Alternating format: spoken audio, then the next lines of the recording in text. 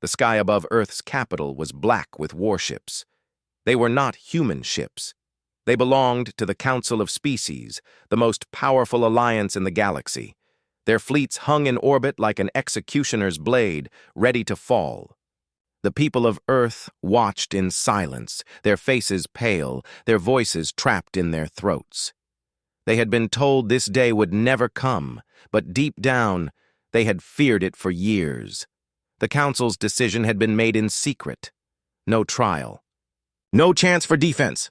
Humanity was accused of crimes against the galaxy, the destruction of colonies, the slaughter of millions, and the theft of forbidden technology. But those who knew the truth understood this was a lie. The evidence had been planted.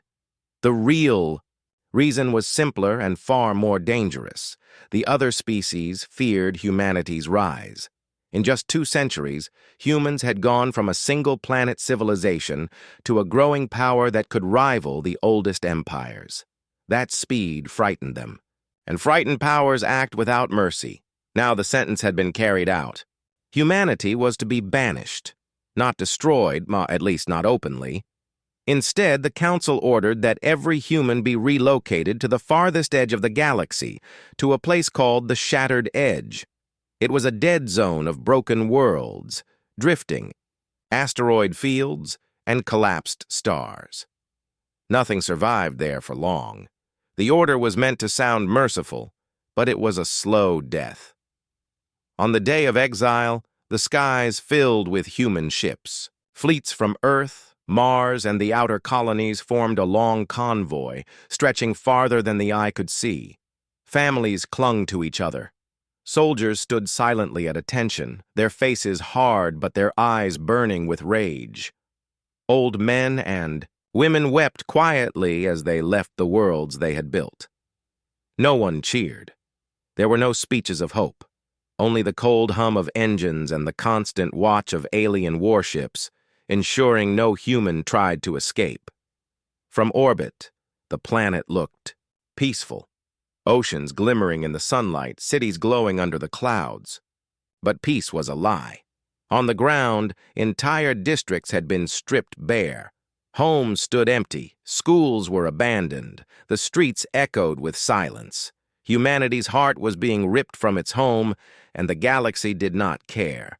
As the human fleet began its journey, a final message was broadcast to every corner of known space. The voice was that of the Council's High Speaker, cold and without emotion. The species known as humanity has been found guilty of crimes too great to forgive. By unanimous decree, they are hereby removed from the domains of the Council. Let this exile be a lesson to all who would disrupt the balance of the galaxy. No reply came from the human ships, but deep inside the command decks, captains and crew exchanged silent looks. They understood the truth. This was not just exile. It was a sentence meant to erase them from history. Days turned to weeks. The fleet passed through desolate star systems, where suns burned dim and planets lay in ruin. The further they traveled, the darker space became. Communication signals grew faint. Navigation maps became blank. Eventually, they crossed the last known border of the galaxy. Ahead of them stretched the Shattered Edge, a graveyard of shattered planets and drifting debris, glowing faintly under the light of dying stars. Here, the Council's escorts stopped. Alien warships waited in silence, their weapons ready as the human ships drifted forward. Then, without a word, the alien fleet turned and left. Humanity was alone. In the vast emptiness, the convoy slowed to a halt. For a long time, no one spoke. The Shattered Edge was death. There were no habitable worlds, no trade routes, no rescue. Survival here was impossible. And yet on the bridge of the lead ship, the old Earth flagship Resolute, Admiral Kalen Voss stood at the viewport, his hands gripping the rail. His voice was calm, but his words were a promise. "They think we will die here," he said to his crew. "They think the Shattered Edge will break us. But we will not die. We will not forget. One day, we will return. Behind him, the crew stood straighter, faces hardened, eyes burned with a quiet fire. The council had taken everything from them, their worlds, their homes, their future. But they had not taken their will. The fleet began to move again, deeper into the broken sector, swallowed by darkness. The galaxy believed that was the last time humans would ever be seen, and for 3,000 years, that belief held true. But the galaxy was wrong. 3,000 years is long enough for even the deepest scars to fade. Empires that had once feared humanity rose to power, then crumbled into dust. New alliances were formed, new enemies fought their wars, and the exile of humanity became a story told only in dusty archives and fading myths. To most of the galaxy, humans were not real anymore.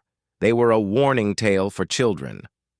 "Do not grow too fast," the elders would say, "or you will end like the humans." But out beyond the safe lanes of the galaxy, at the farthest edge of known space, strange things began to happen. It started with rumors among traders who dared to pass near the shattered edge. They spoke of ghost signals, faint transmissions that flickered across old communication bands no one had used in thousands of years. Some swore they heard voices, speaking in a language they could not understand. Others claimed to have seen flashes of light far inside the dead zone, like the brief opening of a star's eye. The first disappearance came quietly. A scavenger crew, searching for salvage in the ruins of a collapsed mining colony, never returned. Days later, their ship was found drifting. The hull bore strange scorch marks, as if something had melted the metal from the inside. Its systems were fried, its cargo untouched, and in the dark of the bridge the only sound was a soft, endless beeping from the communication console. When the investigation team accessed the black box, they found a short, broken transmission. The voice was deep, metallic, and slow.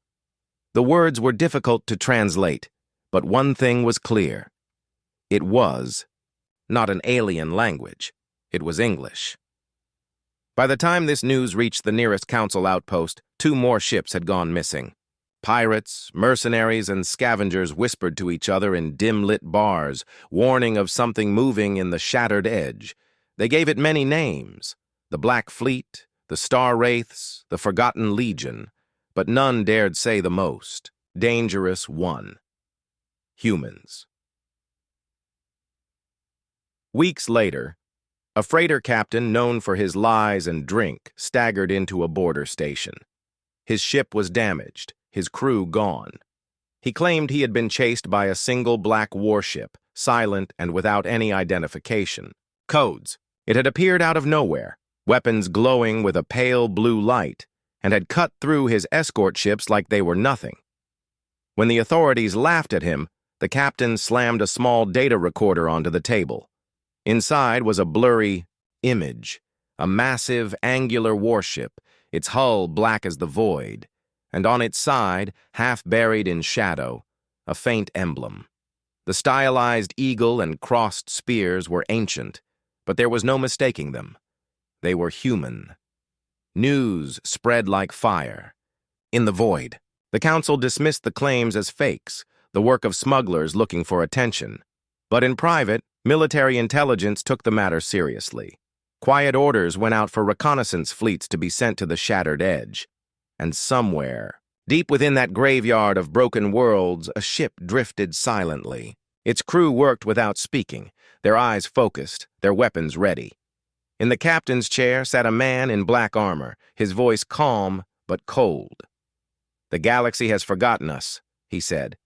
"It is time to remind them." The ship's engines flared to life, vanishing into the darkness. Behind it, the void whispered in languages long dead. The hunt had begun. The Council's reconnaissance fleet entered the shattered edge under strict orders: observe, report, and avoid engagement at all costs. 20 ships moved in formation, their scanners sweeping through the debris fields and shattered planets. The void was silent, the only sound inside the ships being the low hum of engines and the faint ping of sensor sweeps. Days passed without incident, and the fleet began to believe the rumors were just that. Old spacer stories meant to frighten fools. On the fifth day, everything changed. The lead frigate's long-range sensors picked up movement, a single contact, large, closing fast. At first, the officers thought it might be an asteroid drifting in the current of stellar winds. But asteroids didn't move like this. The object adjusted its course, cutting through the debris with precision. Its energy signature was faint, almost non-existent, yet the size readings marked it as a capital-class vessel. The alien commander ordered the fleet to form a defensive perimeter. Weapons powered up, shields were raised, and targeting computers locked onto the incoming ship. Through the static of the long-range cameras, its outline slowly emerged. Sharp edges, black hull, and no transponder signal. It was silent, almost ghostly as it closed the distance.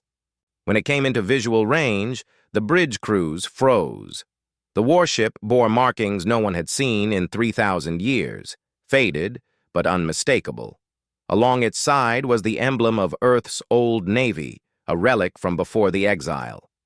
The image looked almost like a scar carved into the metal, a silver eagle clutching two spears. The Council ships attempted to hail it. No response. They sent warning shots, beams flashing past its hull. The black ship didn't return fire. It simply vanished. For 3 long seconds, the alien fleet's sensors scrambled, unable to find it. Then alarms screamed. The warship had reappeared, directly behind them. No hyperspace jump, no wormhole signature. It had just moved, as if space itself had bent around it. Before the fleet could react, pale blue energy beams tore through their shields as if they weren't there. Hull plating melted. Engines exploded. Ships broke apart in silence, their destruction swallowed by the vacuum. The alien commander screamed orders, but panic had already taken the crew. Half the fleet was gone in less than 2 minutes. The survivors fled at full speed, broadcasting desperate distress calls. The black ship did not pursue. It simply drifted in place, its weapons cooling, its shadow stretching across the wreckage. One crippled vessel limped back to Council space. Its crew spoke little, their faces pale, their eyes haunted. When they did speak, their words spread fear across the galaxy. They described a human warship that moved like a phantom and struck with weapons no one had ever seen. And then came the detail that unsettled even the most hardened generals. The black ship didn't destroy them all. It had let some of them live. It wanted witnesses. The Council's upper chambers were in chaos. The return of a human warship, if the reports were true, was not just unexpected, it was impossible. Humanity had been banished to die in the Shattered Edge 3,000 years ago. No species had ever survived more than a decade in that dead zone, let alone built fleets capable of striking back. And yet, the evidence could not be denied. Blackened wreckage from the reconnaissance fleet floated back into Council-controlled space, some pieces still carrying the strange blue scorch marks from unknown weapons. In the days that followed, military intelligence began piecing together every scrap of information. The survivors of the encounter described weapons that ignored shield harmonics completely, cutting through the strongest defenses as though they weren't there. Their propulsion systems were worse, or better, depending on perspective. These human ships didn't use wormhole gates, hyperspace corridors, or any known jump technology. Instead, they seemed to bend the space around them, moving without. The delays or distortions that crippled even the fastest alien ships. Spies across the border, worlds began reporting unsettling sightings. Merchant convoys claimed to see black silhouettes drifting silently between asteroid shadows, always at the edge of sensor range. Outposts found their long-range communications sliced apart by precision strikes. No explosions, just systems quietly fried by invisible attacks. In one case, a border patrol found a derelict station where every mechanical system had been shut down and every door locked from the outside. The only clue left behind was a small metal plate bolted to the command chair, engraved in a language no alien could read. Later analysis translated the words, "Property of the United Terran Fleet." Council propaganda immediately labeled these sightings as pirate activities or forged encounters. But behind closed doors, the tone was far more urgent. If humanity truly had this technology, it was far beyond anything the galaxy currently possessed. This was not the desperate species that had been thrown into exile. This was something new, something forged in the most hostile region of space and shaped by centuries of survival without outside help. Then came the leak. Someone within the military released footage to the civilian network, shaky, grainy, but unmistakable. A black battleship was shown vanishing mid-battle, its hull shimmering like liquid shadow, only to reappear behind its targets. 4 enemy destroyers exploded almost instantly, torn apart by pale blue lances of energy. The ship didn't linger. It simply drifted into the darkness until it was gone. For most citizens of the galaxy, the video was terrifying, but for the leaders of the Council, it was worse than that. It was a declaration.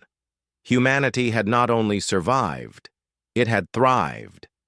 And now, they were showing the galaxy a taste of their power.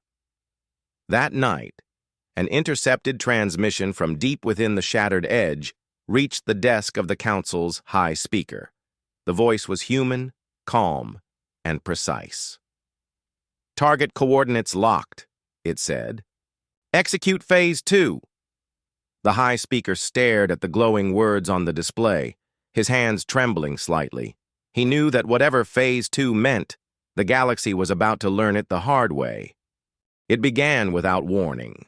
No formal declaration, no buildup of fleets at the borders. One moment, the Council's military outpost on Varan Prime was going about its routine inspections. The next, alarms screamed across every deck. The defense. Sensors had detected multiple warp disturbances. But no wormhole signatures, no jump gates, no approach corridors.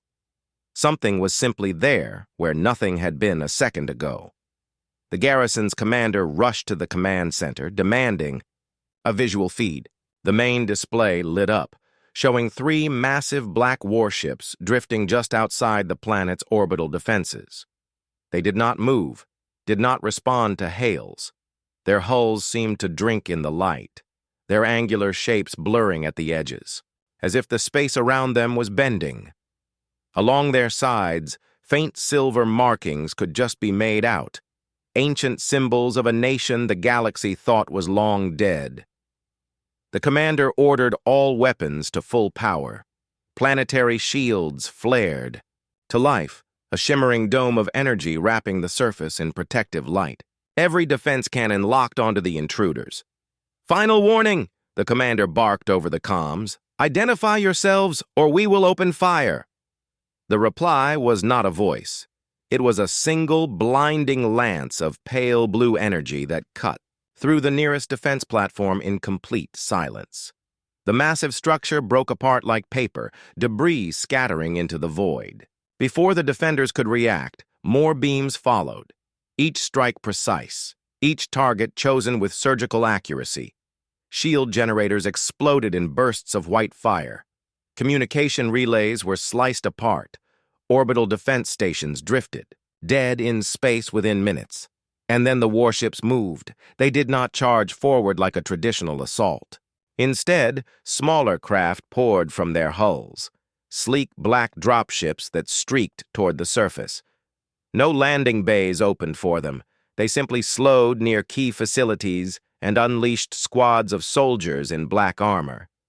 These troops moved like shadows, silent and deadly, their weapons firing bursts of blue light that cut through walls and armor alike.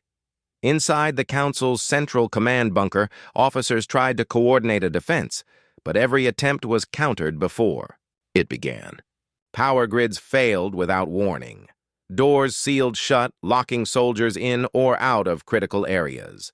Even air circulation systems began shutting down, suffocating resistance before it could take shape. And then, as suddenly as it began, it was over. The black-armored soldiers regrouped, boarded their dropships, and vanished into the upper atmosphere. The warships turned away, slipping back into the void without pursuit. They had taken no prisoners. They had destroyed the outpost's defenses completely, and they had done it all in less than 20 minutes. From orbit, the ruins of Varan Prime glimmered faintly under the starlight. The Council would later estimate the losses in billions of credits and hundreds of lives, but the true cost was far greater. The realization that the humans could strike anywhere, at any time, and nothing could stop them. A single transmission was recovered from the planet's ruined comm systems, recorded moments before the attack ended. It was a human voice, deep and steady. "This is just the beginning." 3,000 years ago, the official records claimed humanity had been exiled for crimes against the galaxy, reckless expansion, war crimes, and refusal to obey the Council's unity laws. That was the story taught in alien schools, the version repeated in history archives. But deep in the shattered edge, among the surviving humans, another truth had been preserved, one written in blood. Humanity had not been guilty. They had been betrayed. At the height of their power, the United Terran Fleet was one of the most advanced militaries in known space. Their colonies stretched across dozens of star systems, their science teams pushing the boundaries of faster-than-light travel. But power breeds fear, and the Council saw humans not as allies, but as a rival. A secret alliance of alien leaders plotted to remove them, fabricating evidence of atrocities and broadcasting staged footage to the galaxy. In a single vote, the Council declared humanity an enemy of peace and ordered their exile. The operation was swift and brutal. Entire fleets of alien warships surrounded human worlds, forcing civilians into massive transport vessels. Those who resisted were killed. Billions were driven toward the most dangerous, unstable region of known space, the Shattered Edge. A wasteland of collapsing stars, gravity rifts, and asteroid storms where no life could survive for long. The Council expected humanity to die within a generation. They were wrong. Inside the Shattered Edge, humans adapted. At first, survival was all that mattered. They stripped derelict ships for parts, scavenged resources from dead asteroids, and learned to navigate the shifting gravitational currents better than any machine. But over centuries, they began to change. The storms that destroyed alien ships became predictable to them. They discovered strange materials on rogue planets, metals that bent light, crystals that could store unimaginable energy. Cut off from the rest of the galaxy, humanity's scientists were forced to innovate without outside help. They built warships that could hide from every known sensor, engines that could fold space without detectable energy spikes, and weapons that ignored conventional shields. They trained soldiers to fight without relying on automated systems, creating warriors who could adapt faster than any AI. Every generation passed down stories of the betrayal, fueling an unshakable resolve. One day, they would return. By the time 3,000 years had passed, humanity was no longer the same species the Council had exiled. They had been reforged, harder, faster, and deadlier than before. The galaxy had forgotten them, but they had never forgotten the galaxy. When the black warships finally emerged from the storms, they carried not just weapons, but a promise, whispered across the centuries. We have not forgiven. We have not forgotten. The attack on Varan Prime had been a warning shot, but the Council failed to treat it as such. They believed the humans would retreat back into the Shattered Edge after making their point. Instead, the opposite happened. Within weeks, multiple systems along the Council's outer rim reported coordinated strikes, not just military targets, but supply depots, communication hubs, and shipyards. The human fleet moved with impossible speed, appearing in one star system and then vanishing before reinforcements could arrive. At first, the Council tried to present a united front, but fear spread faster than their propaganda. Member species began to whisper in their own languages, questioning whether they should stand with the Council at all. Some remembered humanity differently, as trading partners, as allies, even as saviors during older wars. Those worlds began quietly refusing to send troops or supplies to the front, claiming they needed to defend their own borders. The fractures deepened when a human warship appeared over the mining world of Jarek IV, not to destroy it, but to protect it. A rival alien faction had planned to seize the planet's rare mineral deposits, but the human fleet drove them away with surgical precision. The people of Jarek IV woke the next day to find crates of food, medicine, and engineering, supplies left behind, all marked with the crest of the United Terran Fleet. News of the event spread like wildfire. To some, humans were no longer just a threat. They were potential liberators. This act of selective mercy was no accident. Humanity was playing a deeper game. Every world they spared, every convoy they defended, eroded the Council's claim that humans were nothing more than dangerous aggressors. And every faction that doubted the Council weakened the united defense the galaxy needed to stop them. In the Council's war room, this reality was finally sinking in.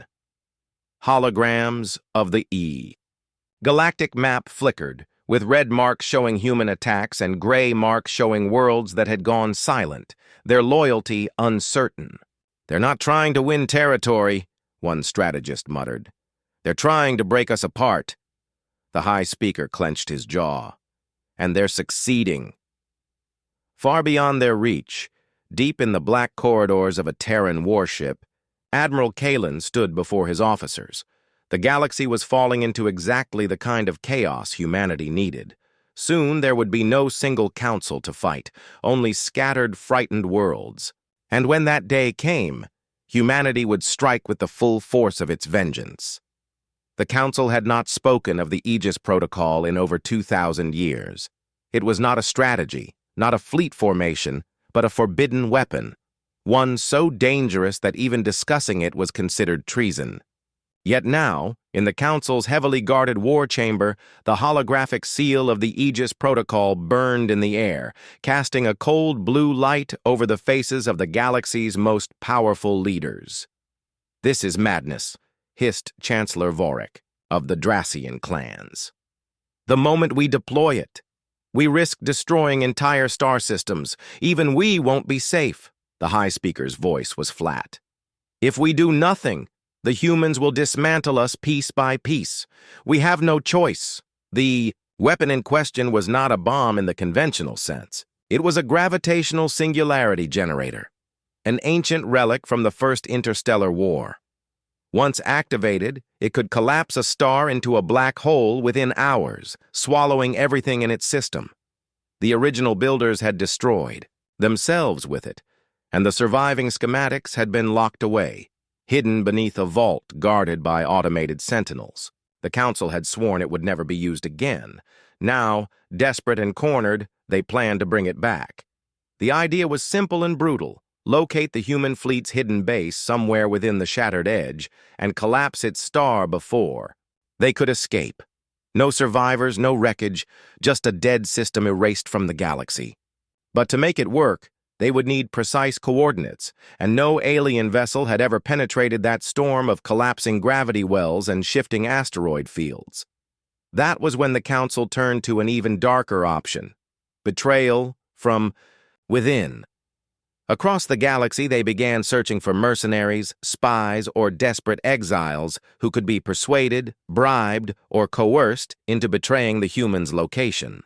In the shadows, coded messages were sent, promises of untold wealth and power for anyone who could deliver the final coordinates. Meanwhile, deep in the shattered edge, Admiral Kalen's intelligence division intercepted fragments of strange transmissions. Though heavily encrypted, one word stood out again and again: Aegis. The name meant nothing to most of his officers, but to Kalen, a former historian before his military career, it was a name that sent a chill through his veins. If the Council truly meant to awaken that weapon, humanity's war of vengeance might turn into a war for survival. And Kalen knew one thing for certain. If they waited too long, the Aegis would not just destroy their fleets, it could burn away their entire home. The human fleet could not fight an enemy it didn't understand. If the Council truly intended to unleash the Aegis Protocol, they needed proof, and they needed it fast. That task fell to the Black Spear, humanity's most elite infiltration unit. They were ghosts in the dark, trained for deep cover missions in enemy space. Their commander, Captain Rin Vale, had infiltrated alien strongholds before, but never the heart of the Council itself. The mission began under the cover of a refugee transport convoy. Disguised as weary alien traders, the Black Spear slipped, past border patrols and entered Council territory. Their destination was Prime Hall, the fortified capital station where the galaxy's most powerful leaders met. It was a place bristling with sensors, shield grids, and armed guards. The kind of place where being caught didn't mean imprisonment. It meant execution. Inside Prime Hall, Rin's team moved like shadows. They spoke only in encrypted clicks. Through hidden earpieces, every step timed to patrol rotations stolen from an intercepted intelligence file. Using stolen Council access badges, they bypassed sealed doors and entered the restricted archives, a vast chamber of floating data crystals, each containing centuries of classified records. It was there that Rin found it, the Aegis Protocol, master file. The data was encrypted with quantum locks, but human codebreakers back in the Shattered Edge had been preparing for this moment for weeks. Within minutes, the file opened, revealing horrifying schematics. The singularity generators, power requirements, star system targeting algorithms, and, worst of all, the projected fallout radius. If deployed in the wrong region, the Aegis could ignite a chain reaction of collapsing stars, wiping out dozens of inhabited systems. The team's orders were clear. Exfiltrate with the data, no matter the cost. But as they prepared to leave, a new message appeared in the file. A private transmission from the high speaker to an unknown recipient. The coordinates will be ready within 5 cycles. Payment will be transferred to your account immediately after the strike.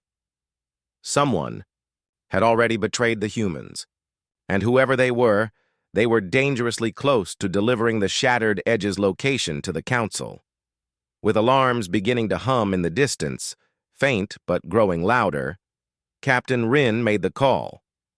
"We're not just taking the data. We're going to find the traitor." Far across space, Admiral Kalen received the first fragments of the transmission. The proof of the Aegis Protocol was in their hands, but so was a darker truth. The real war wasn't only against the Council, it was against the knife hidden in the shadows. The stolen data from the Black Spear had lit a fire in Admiral Kalen's war room. The Aegis Protocol was real, its activation was imminent, and a traitor was already moving to hand over the Shattered Edge's exact coordinates. There was no more time for stealth or slow campaigns. If humanity was to survive, they would have to strike first, not just at the Council's fleets, but at the Aegis itself. The plan was bold to the point of madness. While the main Terran fleet launched a full-scale assault on the Council's defensive lines, drawing their ships away from the capital, a smaller strike force would infiltrate the massive orbital platform housing the Singularity Generator. The mission leader, Captain Rin Vale, who knew every corridor from the stolen archives. Their orders were simple and brutal: destroy the Aegis before it could be fired, even if it meant they didn't return. The battle began with fire and chaos. Human warships emerged from hyperspace in a precise wedge formation, unleashing railgun barrages and missile swarms that lit up the void. Council vessels scrambled to respond, but Kalen's tactics were unpredictable, almost reckless, every move designed to pull their attention away from the infiltration team. Starfighters darted between capital ships like angry hornets, disabling shield generators and blasting weapon banks. The void became a storm of burning wreckage. Meanwhile, aboard the infiltration shuttle, Rin's team punched through the orbital platform's hangar doors. They moved like lightning, cutting down guards with silent shots, planting explosives along the power conduits feeding the Aegis. But just as they reached the central control chamber, the traitor revealed himself, a human mercenary who had once served in Kalen's own fleet, now working for the Council in exchange for wealth and power. He had been feeding them every piece of intelligence they needed to find the shattered edge. The fight was brutal and close quarters. In the end, Rin drove the mercenary back into the control core, where a single well-placed plasma shot ruptured the generator's cooling array. Warning sirens screamed through the station as the Aegis began to overload. "Detonation in 2 minutes," the station AI intoned. There was no time to escape. Rin's voice came over the comm to Kalen. "Tell them humanity is free." And then the line went silent. From his flagship, Kalen watched the orbital platform erupt in a blinding sphere of white light, fragments scattering into the void. The Council's fleets, already battered, began to break formation. Without the Aegis, their war of fear had collapsed. 3,000 years of exile ended that day. Humanity stood not as the galaxy's forgotten victims, but as its unchallenged power. And in the quiet that followed the battle, Kalen looked out at the stars and made a silent promise. Never again would his people be banished.